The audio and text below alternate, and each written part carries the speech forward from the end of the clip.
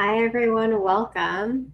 It looks like we were able to make our technology work. So hopefully, some of you have found your way onto this new link. And thank you so much for bearing with us and joining our conversation today. If you are here live with us, I'm really curious to hear in the comments what attracted you to this conversation today. Is it because maybe you are an entrepreneur, a business owner, or a leader who is looking to collaborate with your teams and the people you work with in a more conscious way? Or maybe you're here because you are excited to hear about new ways to connect with and date other humans. Whatever it is, we'd love to hear what brought you to this conversation. And while you write that in, I am really excited to introduce myself and the incredible Alexandra. Alexandra is the visionary leader behind humhum, a community first intentional dating app that fosters authentic connection, personal growth, and well being.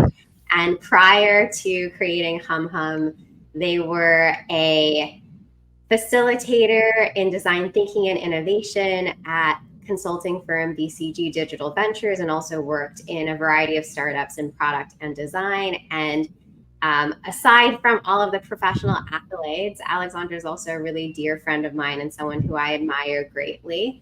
They are also a Kundalini yoga instructor and someone who really is devoted to their spiritual path and practice in a really deep way that continues to inspire me all the time. And so, Alexandra, welcome. Thank you so much. It's such an honor to be with you. I always value our conversations and everything you had shared about feeling inspired about me. I feel very much the same about you and everything from how you lead to what you're creating to how devoted you are to your practice, your relationships, all of it. So, really an honor to be here with you.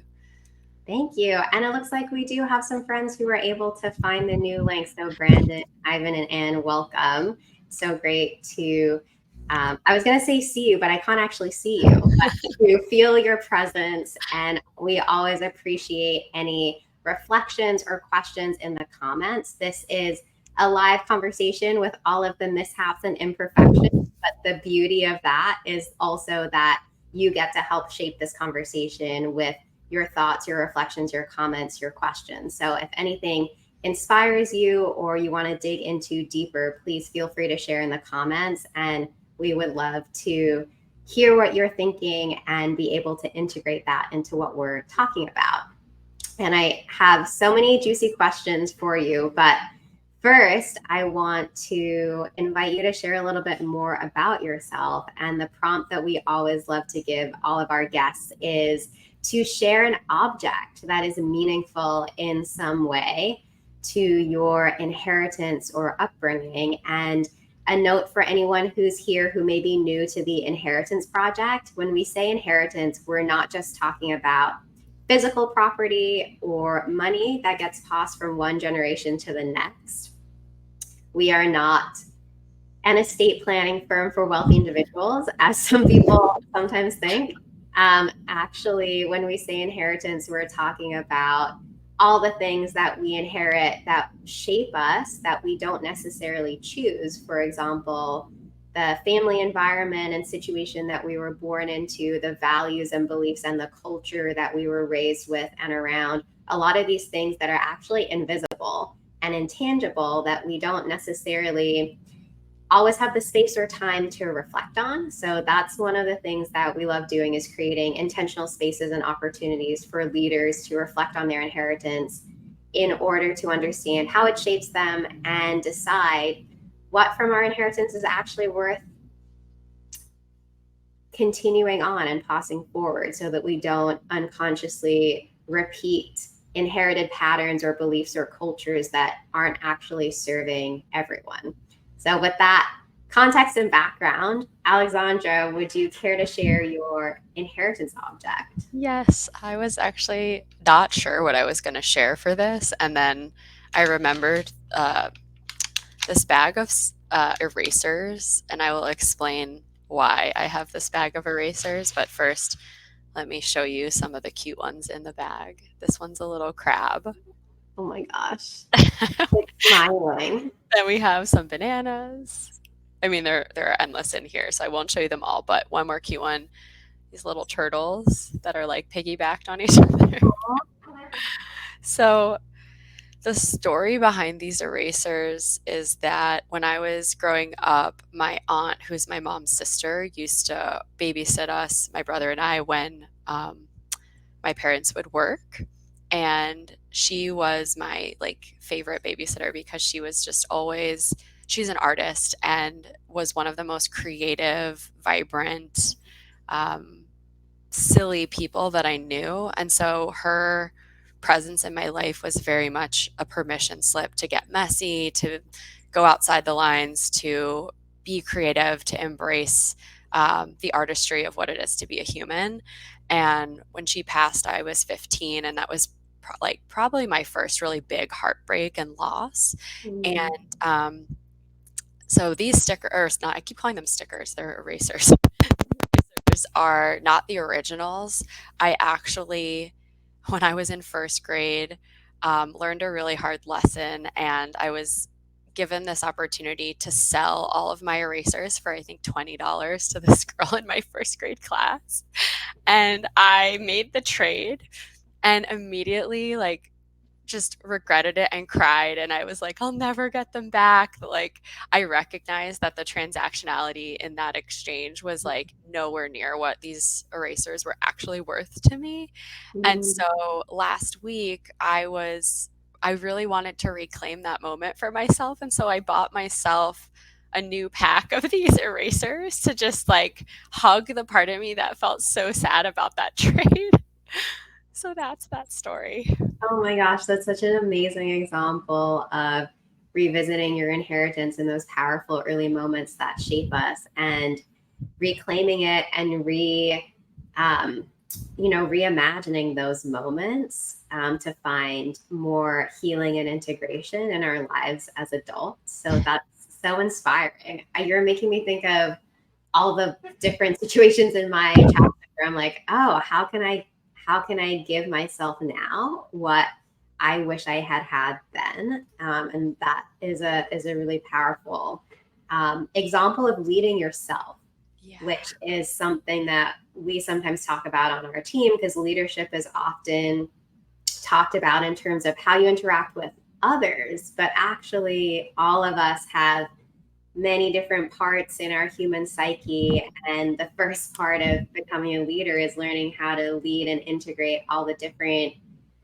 parts of yourself, which sometimes have opposing and conflicting desires and needs too. So I think that's a beautiful full way to start this conversation. And I want to continue the theme of leadership and ask you what is something that you inherited, maybe a belief, a behavior, a way of seeing the world, or maybe even an activity or something that was part of a ritual that was part of your culture that has helped you and supported you on your journey as a leader and an entrepreneur?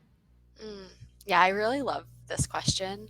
And as I think about it, there are two things that kind of stick out, but the shared theme is an inheritance of inquiry and reflection. Like both of those have been really prevalent in my upbringing. So my mom, I grew up, she was a social worker, or she is a social worker and therapist, and was constantly asking me questions and like curious about my experience. And so it instilled in me this kind of um, process of doing that for myself. And then I went on to study design, and so my training in design is very much has that through line of inquiry. And so it's just felt very natural for me to look deeper and get curious and examine the reality behind the surface. And so much of that I feel has really shaped what I am creating, what I have created.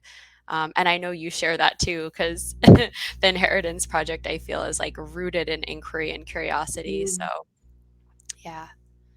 Amazing. And yeah, contrary to you, that's definitely not something that I was necessarily raised with or was part of my upbringing growing up. It's something that I came to later in life. And I feel like this is a natural transition to actually invite you to talk more about Hum Hum. We have already in the comments some fans of the name. So maybe you can start by telling us what Hum Hum means to you and what inspired you, what process of inquiry were you in that inspired you to create this organization? Okay, where to start? Um, so Hum Hum, I can actually talk to the name as a leading point, stands for human to human. But I was also really inspired by the So Hum mantra, which I learned through my yoga studies, and it's really like a reflection of witnessing of one another. And for me, I was super curious and longing for spaces and containers that supported me to stay in connection to my experience and to myself, while being in connection with others. And I felt a desire for this both romantically and beyond. And what became clear for me as I was dating in New York and recognizing, oh, I don't actually like how it feels to date in the way that I'm being offered to date, is I feel really nourished regardless of how a conversation goes or how the other person is showing up when I'm able to be in touch with my experience. And it really allows me to bring more curiosity, bring more presence, bring more kindness to myself, to the other person. And in a fast paced city like New York, it became really clear to me that transactionality was the default way of dating, meaning we're obsessed with the outcome as a measure of the time and energy spent dating. And so I got really curious about this, like what is causing the suffering, and that I made the connection back to this kind of outcome orientation, that if this doesn't end in another date, or if this doesn't, give me pleasant feelings, then somehow this was a waste of my time. And I noticed that this was kind of the dominant mindset of how other people I knew were holding this process as well. Um, and there wasn't another obvious way of doing things. And so, despite people wanting another way to date, we were still stepping into that patterning that was causing the suffering. Mm-hmm. And I got really curious about the gap between how I wanted to feel and how I was feeling. And so, because of, I think, my practices and my training, I had the insight to just get curious about what it would look like to really slow the whole process down so that there was enough space for me to um, be very in touch with my experience and give other people the opportunity to be really in touch with their experience, and to choose different patterns instead of just repeating the ones that are, the go-tos in dating that make us feel bad. So that's kind of how I ended up coming up with the first group dating experience, which was in New York, and the rest is kind of history after that first one. Amazing. What I'm hearing from you is when looking to bridge this gap between your current experience of dating and how you wished it could feel, a big part of that is shifting from a focus on results and outcomes to appreciating the process and giving people space to enjoy the process, even if the person they meet doesn't end up being their partner or whatever else. And I think that is actually really beautiful. It can be applied to so many different areas of life. Obviously, you're focused on specifically dating and connection, but I think this shift from results orientation to process orientation is something that's happening on a broader collective level in a lot of businesses and a lot of creative endeavors and a lot of the way that we're taught to relate. I know that we both share a training in design thinking and innovation facilitation. And even in that realm, there's some of this way of thinking too. Like be in the process, not you'll never create, the best new idea or innovation if you're so focused on what that is. instead, the best results come from being truly rooted in the process. And I know that you said the rest is history, but actually there's a lot of interesting history in there of how it came from, you know, doing this first in-person event in New York to now having a and community oriented app, a platform, events in cities all across the country. And I'm curious how you had to shift some of your own process and orientation as a leader to hold this expansion. And one of the questions that we love to ask people is to reflect on a moment where you realize that an inherited belief or behavior, a way of working, a way that you were maybe taught to lead or succeed growing up or earlier in your career actually started holding you back. And Yeah. when was that moment, and how were you able to work through it and transform that inherited pattern? Mm. I feel really blessed to be working with other people who are willing to give me feedback and hold space for my growth process. And so, one of the things that I'm actively, I think, very much still working on is around impact over intention, or just impact and intention, that intention is not enough, and that I really do care deeply about how I am impacting people, whether it's my team or our customers.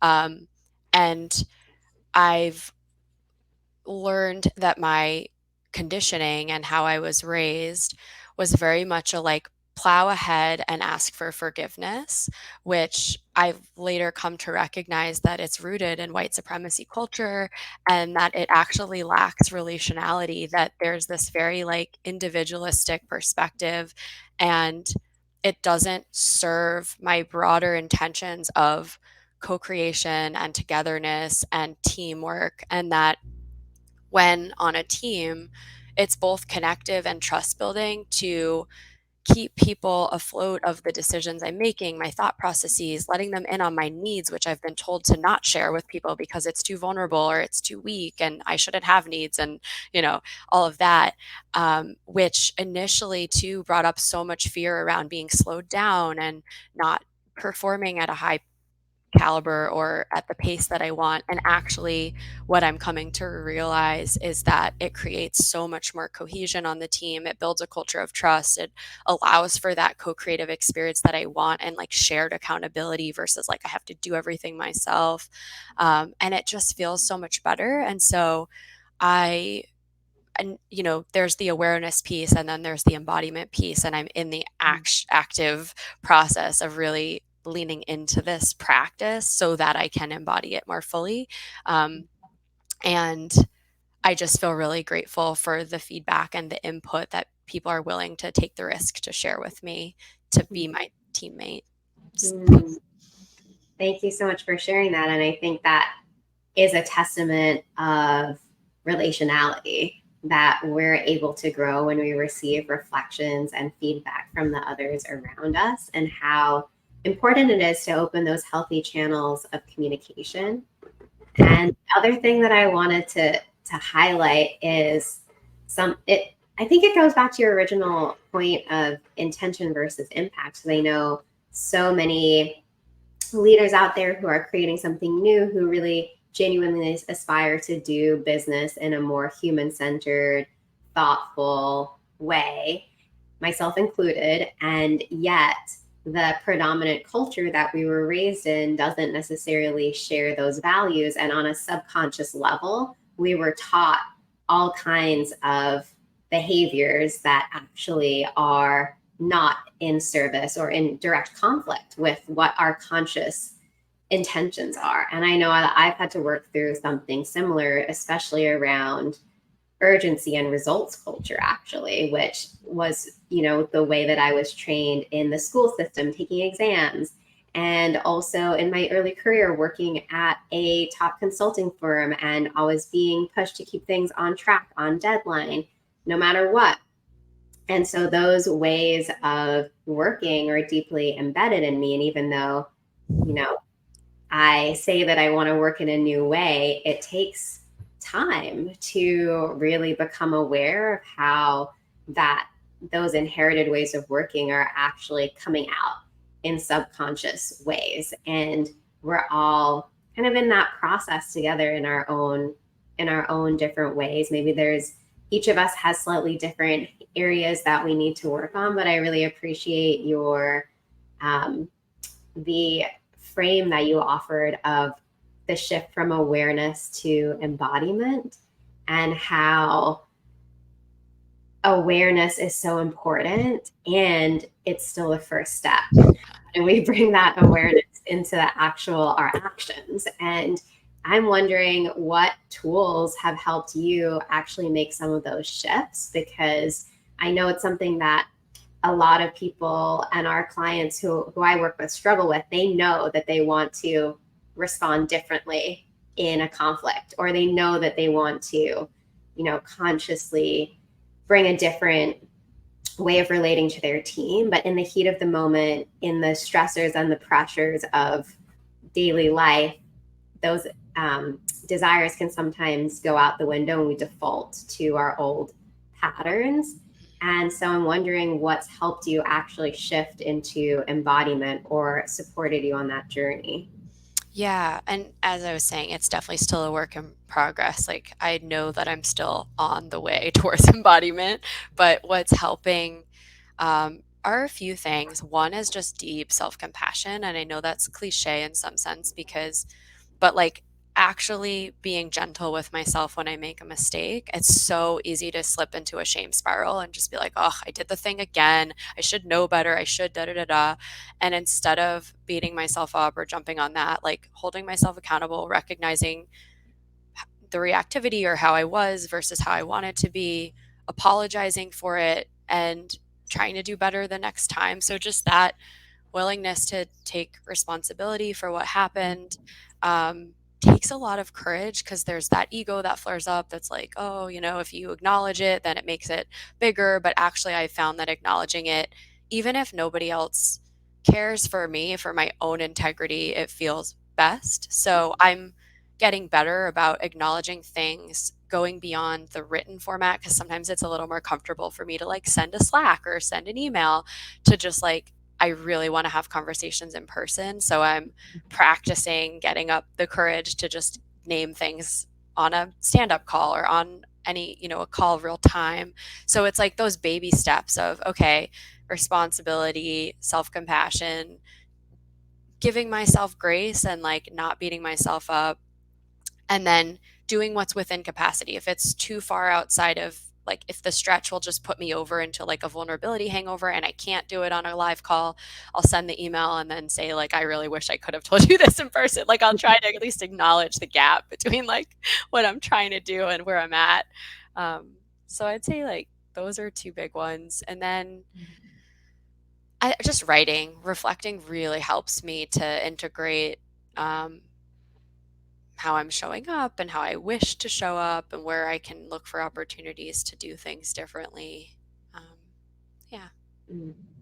Beautiful. Reflective writing is another one of the big tools that we use in our programs too. And for any of you listening who don't yet have a personal journaling or reflective writing practice, that's something that I highly recommend, especially if you are in the role of a leader, taking on more responsibility, and having people in your care to be able to be in that process of self-reflection and have a space that's also just for you, for just your thoughts. You have space to process everything that's going on for you, so that you can bring perhaps a more refined or conscious or intentional version to the people that you work with.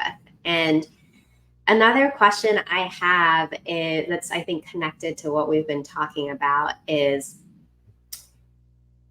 how to deal with some of those sticky situations that come up as a leader, as someone who is building a team, creating a workplace environment. For people listening, it doesn't matter if you're an entrepreneur or you work in an organization and you're also a team leader in some way or leading meetings as part of your role, either way, you're in this position where all kinds of interpersonal things can come up, differences of opinion, um, different people on your team not getting along or having different ideas of how to do things. Like all manner of situations can arise on the interpersonal side of business and leading a team.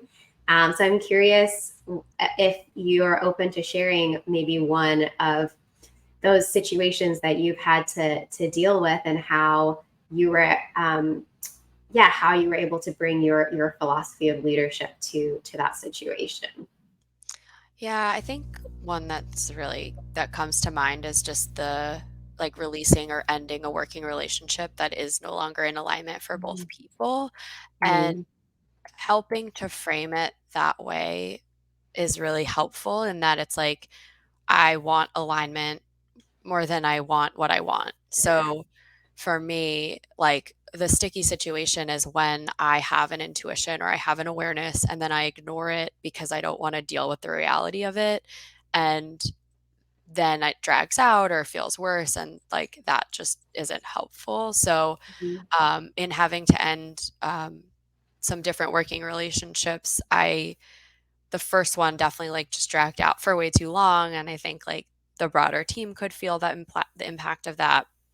And so the second time around, I just addressed it immediately and just had a conversation with the person about what they were feeling and invited a conversation around alignment and what their needs were and what they were wanting. And it made a lot of room for me to name the same. And like we together discovered that, oh, yeah, this isn't aligned anymore. And like, here's now we can together make the choice to release it. And obviously, like, that takes two people to be able to like step into that, but I feel really grateful that this person was able to meet me and we had such a rich conversation and such a rich parting. Actually, like the way that it all ended felt so wholesome and aligned and good Mm-hmm. versus the first one that was just kind of like a little messy and not the best, but it wasn't horrible.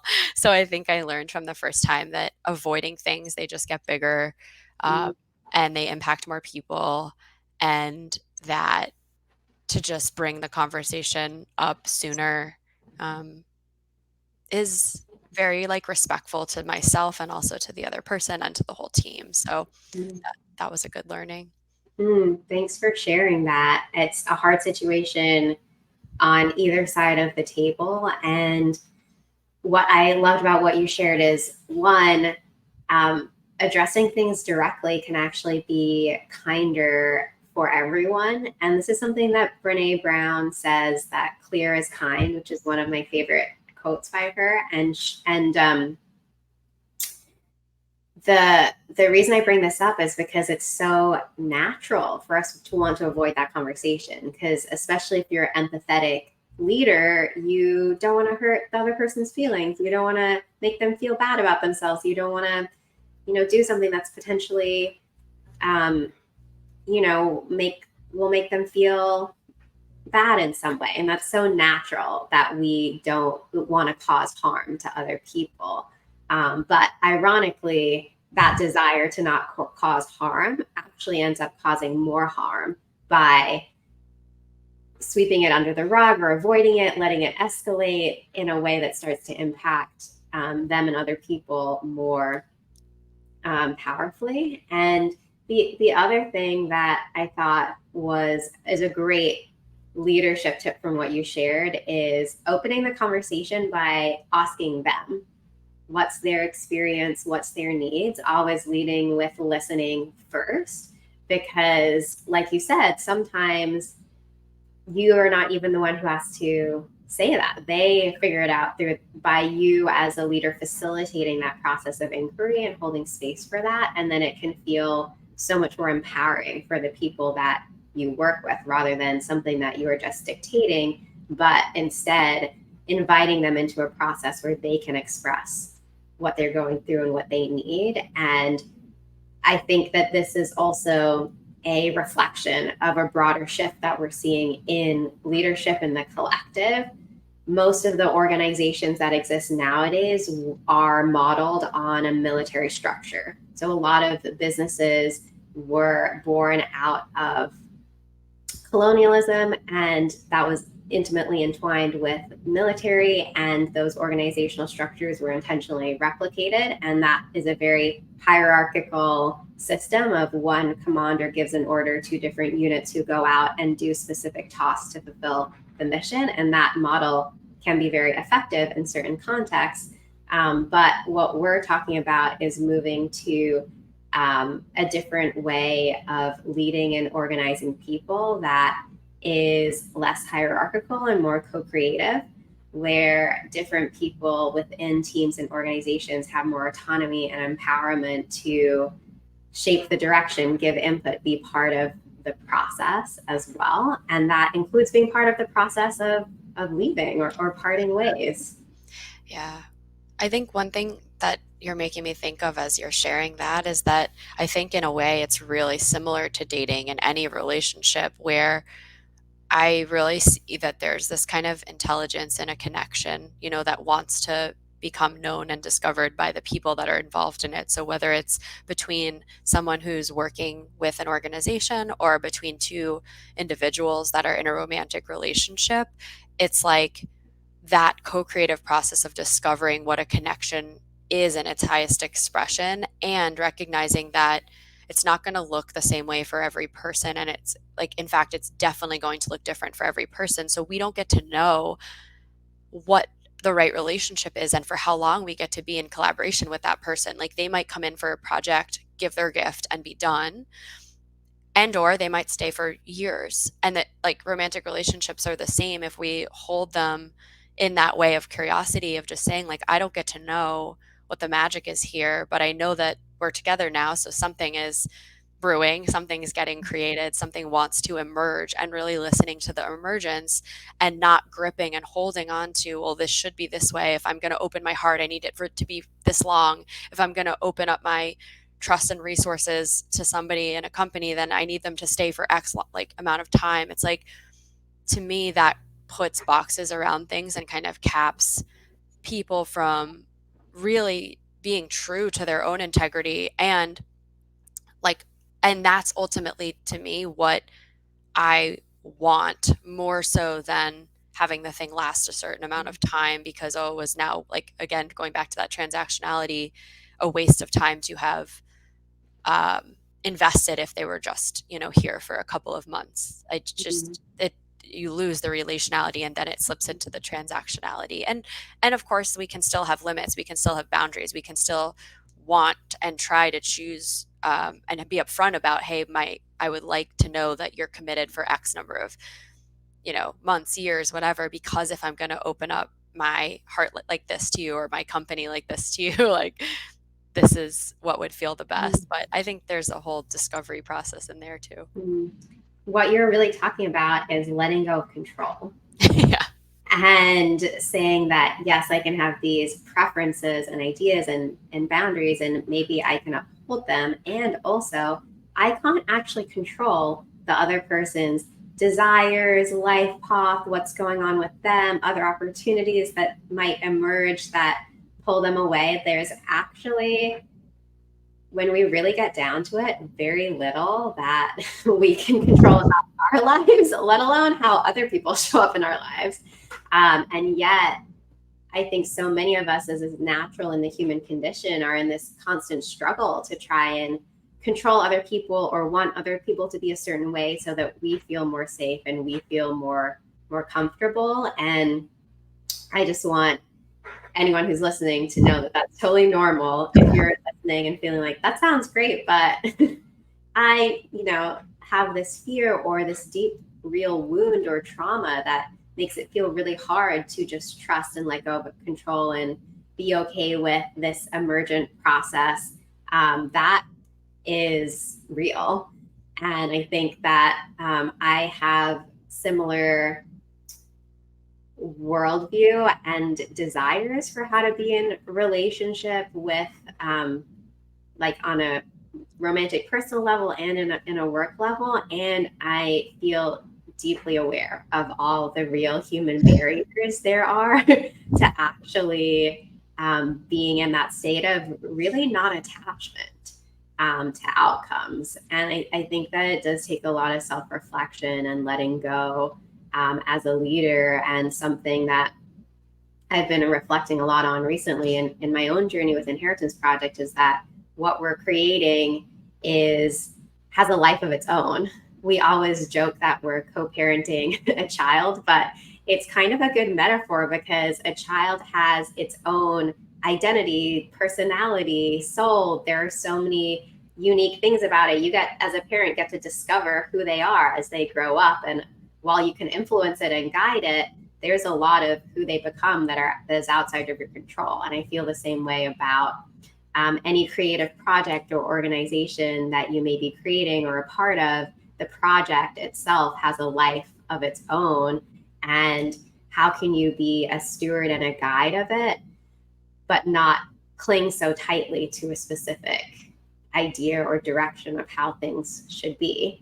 And I actually really appreciate that you also brought up this parallel between dating and the world of work, because when you were talking about ending a working relationship, I think the exact same thing is true about ending a romantic relationship as well. And it's something that I know a lot of people struggle with, how to have those kinds of conversations. And that's kind of one of the reasons why I was excited to have this conversation with you, because on the surface, it can sound like we're in two completely different fields. You help people date and connect and bring more consciousness and intention to the way they relate to each other romantically. We work with businesses and leaders. We do leadership development programs, culture transformation, and support people to build healthy work environments. On the surface, they can seem like two completely different fields of work that have nothing in common. But actually, what they both share is human relationships and human connection. And they're taking different forms, obviously, at work than in your personal life. But ultimately, a lot of the same principles and lessons still apply. And so I did want to open up the conversation more on this topic and ask you, what are some of the lessons that you've learned in your personal romantic life, and how has that shaped or influenced your leadership and the way that you build your business? Yeah. Oh, this is, there's so much here. I think it kind of goes back to what you were talking about with control, that to really love myself and love another person, it's accepting like where I have control and where I don't have control. And that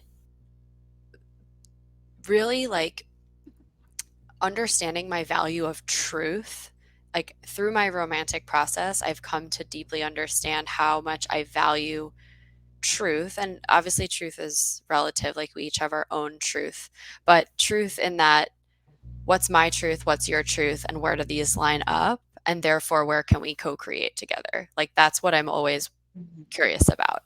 So, if I'm holding my own desires as sacred and not making them wrong for misaligning with someone else's, then maybe another co creative solution can emerge that I haven't considered or haven't thought of. And I can talk back to like the first really difficult moment that I learned this lesson. I was in a partnership that I was like, oh, this feels like really long term. This feels so right. And it was just one of those bonds that there was a ton of connection, but there was also so much respect and love and care and incredible communication and just so much fun. And we were at a wedding, and at the wedding, which oftentimes can bring things up as they do, my partner at the time was like, "I need to end this relationship," and I was like, "Your timing is impeccable." But also besides that, I really like it. Just the whole thing to it kind of brought me to a place of just letting myself break down and mourn and release all of the things I was holding on to that I didn't even realize, and watching that the knots of suffering just untangle because the love was so deep that I realized it was so much more important to me to celebrate their path and celebrate my own path and recognize that they're moving in different directions, that Mm, I can still adore this human being and love myself deeply. And then what that looks like now is we're changing containers, or we're, shifting the way we're in relationship, because the way mm, we've been in relationship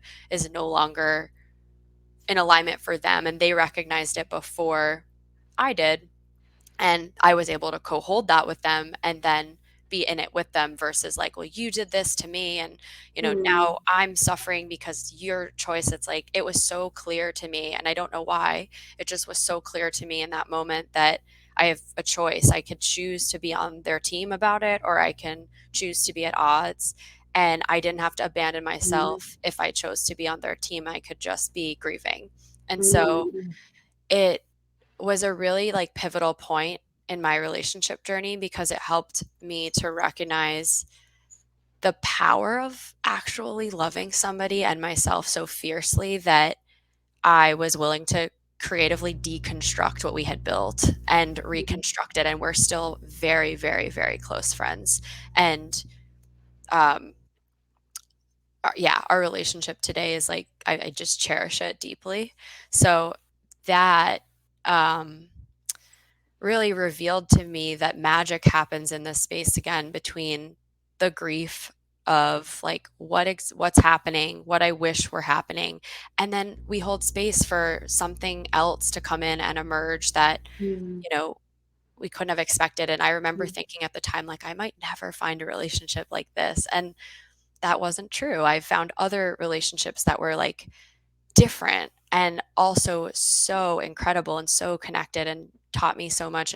And so it really helped to reveal this notion of like letting go, making space for not knowing, and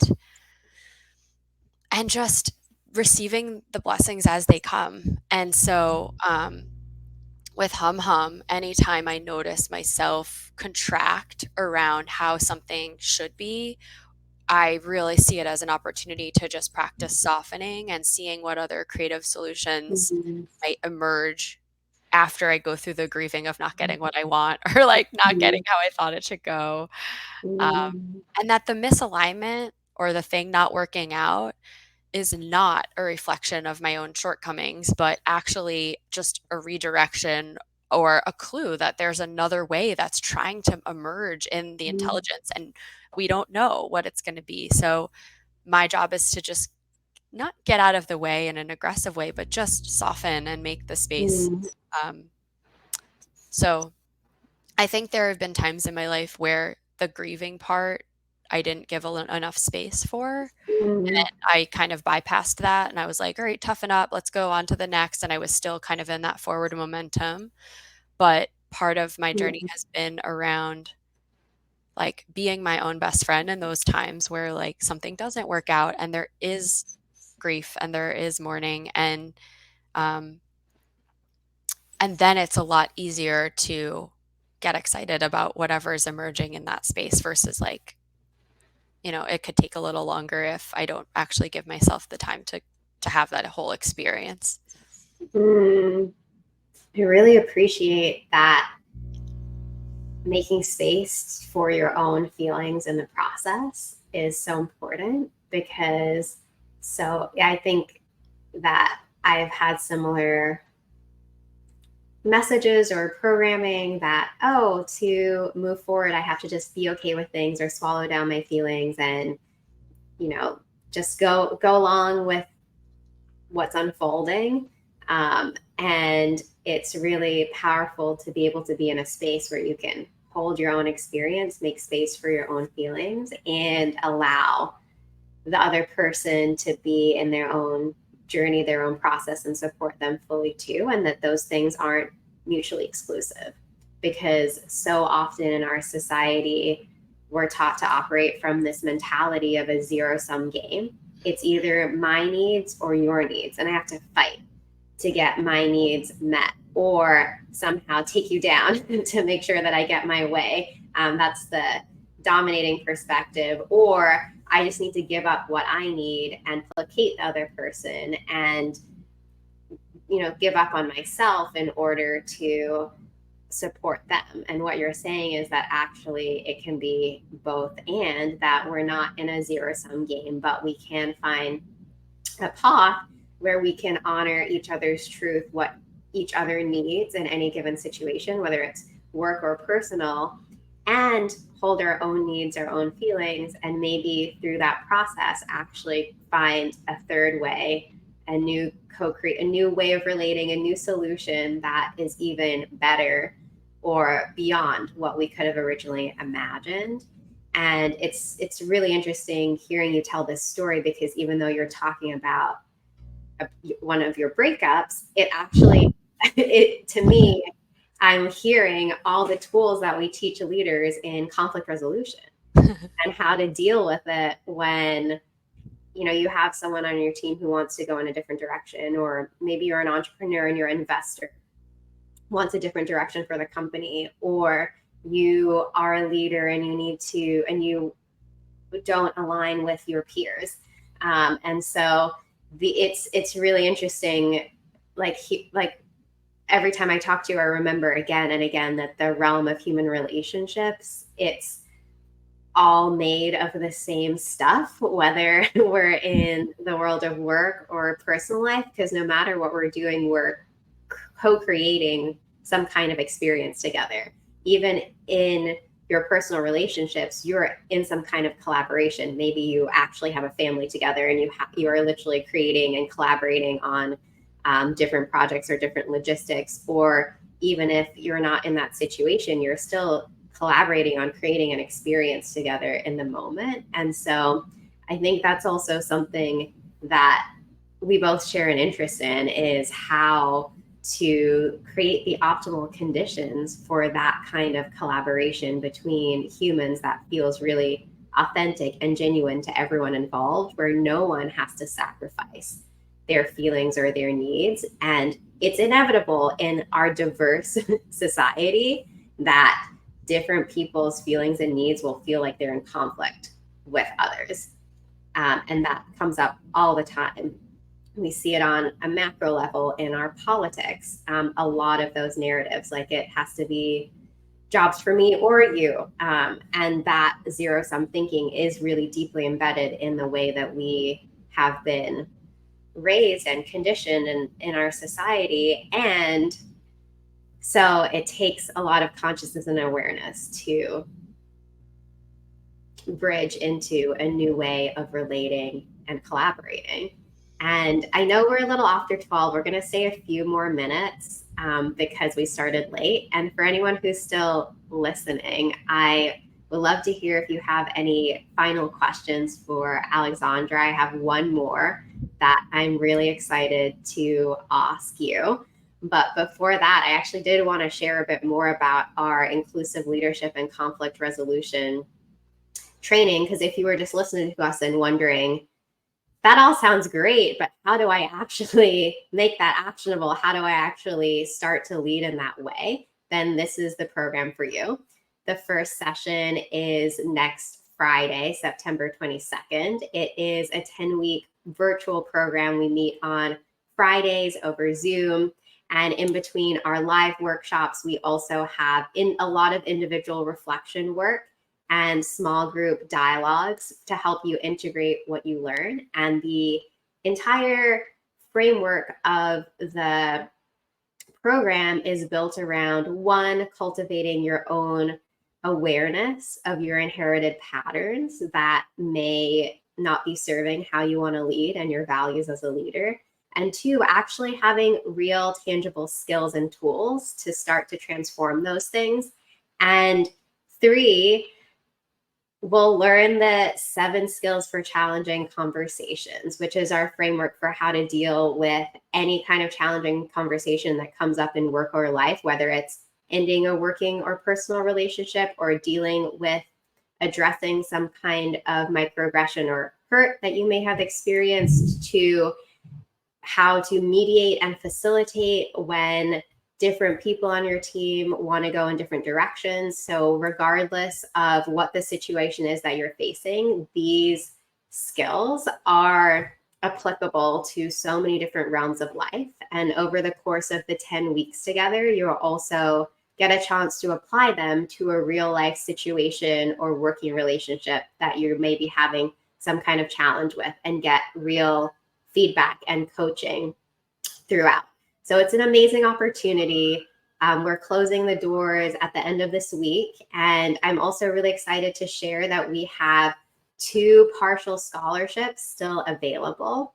So if you identify as BIPOC, or you work in nonprofit, social impact, healthcare, education, any kind of work that's serving the community, and you feel like the price of the program, which is $1,980, is out of your range, you're welcome to apply for a partial scholarship to take the program for $500. And to do that, all you need to do is send me a direct message on LinkedIn explaining why you want to take the program and how it will positively impact your work and your community. And if you have any questions about the program or that at all, I'm happy to chat. Feel free to put them in the comments, or write me a message directly. And I would be really, really excited to learn alongside you, because as Alexandra was saying earlier, our team at Inheritance Project, we're not, perfect at all of these things. We're still on our own path towards embodiment. And these are the skills that we're actively practicing. And it's so valuable to actively practice together in community and get feedback, and to share our wins, and also share the moments that didn't go so well and learn from them together. And I really appreciate, Alexandra, your openness and your authenticity in sharing some of those moments with us today. And I want to close with one final question for you, which is, if you could pass on one piece of wisdom or a lesson that you've learned as your legacy for future generations, what would it be? Realized I was muted. Okay, I think this is kind of twofold. I think the first part is that our creative life force is such a precious, precious blessing, and to become intimate with how it moves and like to let it move you.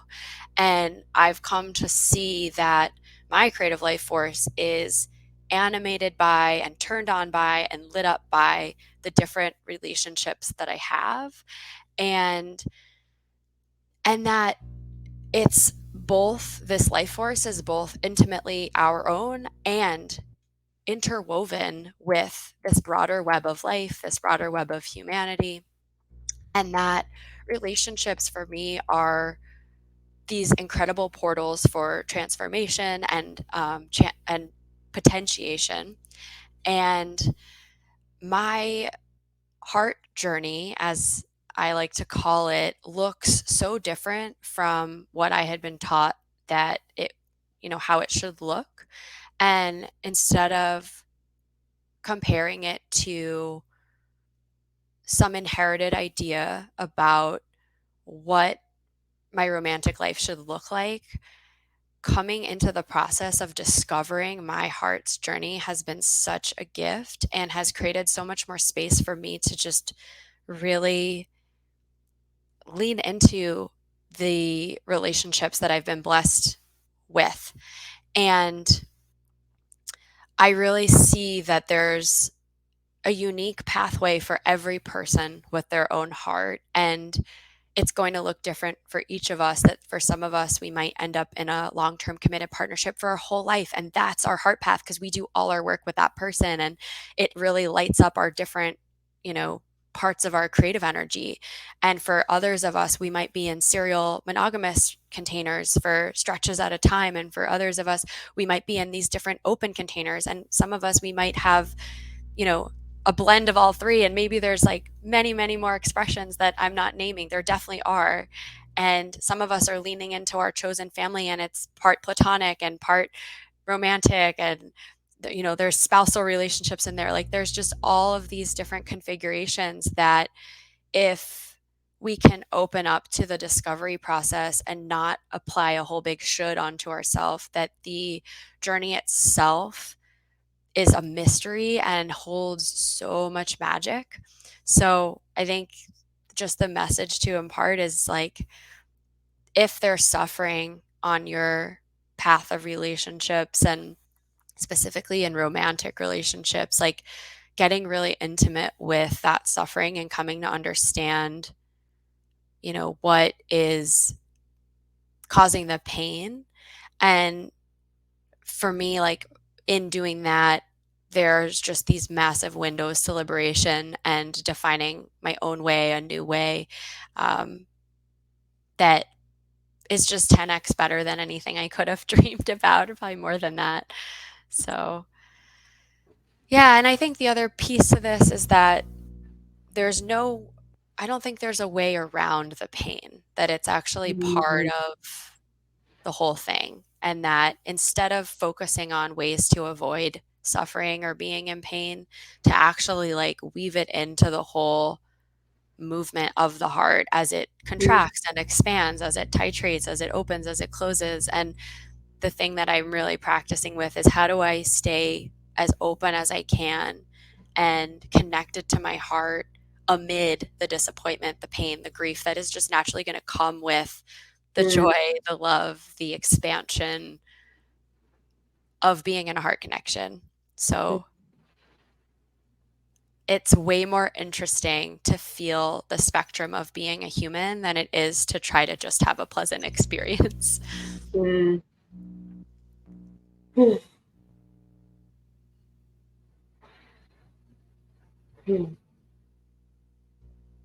Wanted to let that soak in for a moment because it was very deep and profound. And you're definitely leaving me inspired to continue letting go of how my life and my relationships should look according to some model that I was taught, and keep tuning into my own heart and realize, what does my heart truly desire? Maybe it's something incredibly countercultural, or that my family disapproves of, or all these things that bring up incredible fear. And how do I continue to honor what's true for me, even while the fear is there, and even while making space for the fear as part of the full spectrum of the human experience? So, thank you for those inspiring words and that beautiful invitation, I feel, to everyone who's listening. And is there anything else that you want to share before we close? Mm, Just that I'm really grateful to you for this conversation. I always appreciate how you listen, how you mirror back, how you reflect what you're taking in and share that with me. And it's really enlivening. So thank you so much.